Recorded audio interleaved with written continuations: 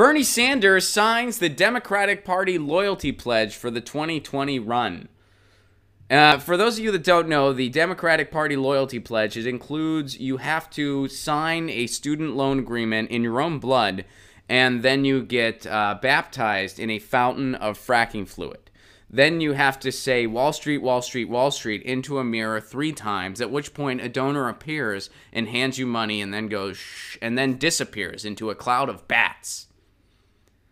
And then you go into the chanting hall where you and your fellow Democratic Party loyalists do the chant of incrementalism, incrementalism, incrementalism, incrementalism, bipartisan marketplace of ideas, bipartisan marketplace of ideas, business friendly, all of the above on energy, all of the above on energy, all of the above on energy, and then instead of burning an effigy of a saint, they burn an effigy of a universal health care plan. And I'm pretty sure that's the party loyalty pledge. Can I prove that 100%? No, but that's my speculation on what the party loyalty pledge is. By the way, Mark Twain got it right years and years ago. You know what Mark Twain said? If loyalty to a party makes a patriot, then I'm no patriot. He said that back in the day, and it's still just as valid today as it was then. Because we got 2 right-wing parties.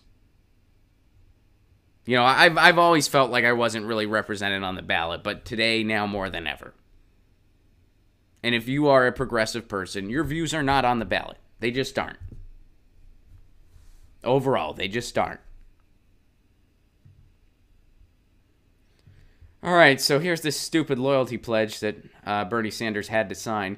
Vermont Independent Senator Bernie Sanders has signed a loyalty pledge promising to run and govern as a Democrat. What the fuck does that mean?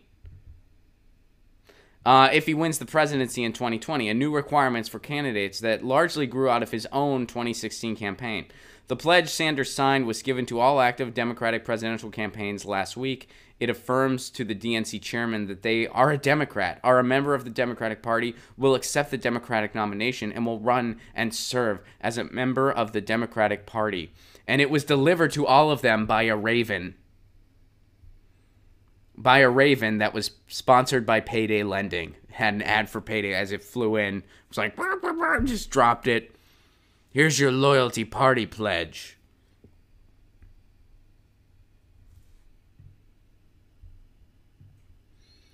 All right, so this is an issue that arose during Sanders' first presidential run with concerns among some Democrats that the longtime independent and self-described Dem socialist might run as a third-party candidate after losing the nomination to Hillary after the nomination was stolen from him by Hillary Clinton. At the same time that the party adopted the loyalty pledge for presidential candidates, it also made changes to the nominating process that were sought by Sanders and his supporters, like minimizing the role of superdelegates.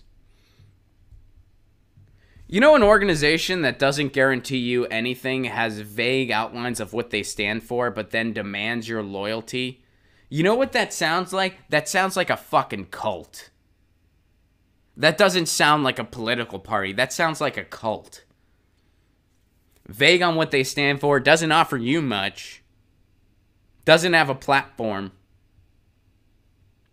But once your loyalty, that sounds like a cult.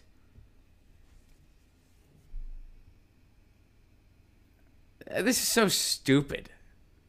But it's like, if you want to run for president, you have to sign this.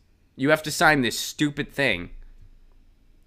Because the Democrats, their biggest concern right now is saving their sinking Titanic. Because they know they're sinking. And you know, these people that make it out like, oh, now's not the time to criticize the Democrats because the Republicans are so horrible. The Republicans wouldn't be able to be so horrible if they had an actual opposition. They don't. That's why they're able to be what they are. Noam Chomsky, one of the leading public intellectuals in the world, describes the Republican Party as one of the greatest threats to humanity. And here's a question that off the top of my head I don't know the answer to, but is there anything as brutal as the Republican Party in any polis that isn't a straight-up authoritarian state. I don't think there is. There's certainly not in similar democratic experiments. I mean, over in England, the Tories are to the left of the Democrats in many cases. The Tories, and their right-wing party is to the left of our, quote, left-wing party. In many, for instance, not in every for instance, but in many for instances. When it comes to healthcare, they're to their left. That's for damn sure. So, I mean, I guarantee in countries like England, Canada, Finland, Sweden, Iceland, Denmark, Norway. I mean, and then in parties that have these far right-wing parties that are comparable to the Republicans, they also have actual real left-wing parties. Because they have more than two parties. So they do have these far right parties. Then they have kind of parties in the center. And the center parties are to the left of the Democrats in most cases. And then they have actual left-wing parties. So I don't think there's anything quite like the Republicans in anything that isn't a straight-up authoritarian state. That's how brutal the Republicans are. And the only reason the Republicans are able to exist is because their competition is the Democrats.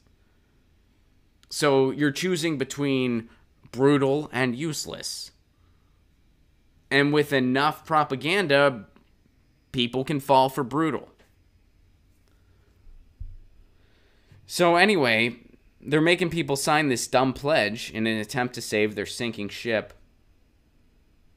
So in the Senate, Sanders caucuses with the Democrats. Yeah, we know this. The ambiguity in Sanders' party ID highlights the lingering tensions between Sanders and the DNC after his bruising primary fight with Hillary Clinton almost 4 years ago. Clinton alleged in her book, What Happened, that Sanders only ran to disrupt the Democratic Party, not to make sure a Democrat won the White House, and that his bid did lasting damage to her campaign. You know what? The fact that this is even in the article, good job, nice, polite Republicans. Good job, nice, polite Republicans, a.k.a. NPR. You know what? Bernie Sanders, and it's so stupid that we even need to rehash this, but Bernie Sanders refused to make the personal attacks on Hillary, even when he could have. He could have talked about her emails. He said, I'm tired of hearing about your damn emails.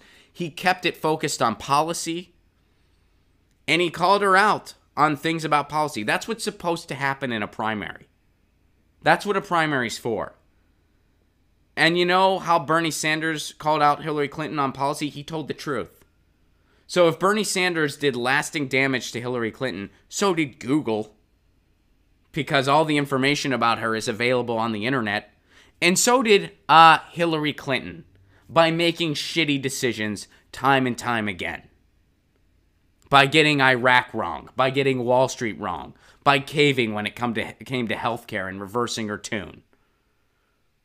By calling black kids super predators. So, the fact that these sentences are even in print is ridiculous. And the fact that they would end an article about some bullshit party pledge by citing Hillary Clinton's blame book. Wow. What a fall from grace NPR had. Holy shit. I mean, they didn't used to be this terrible. They did not used to be this terrible. Get your news on with Ron. Don't you want to know what's going on? We're getting our news on today.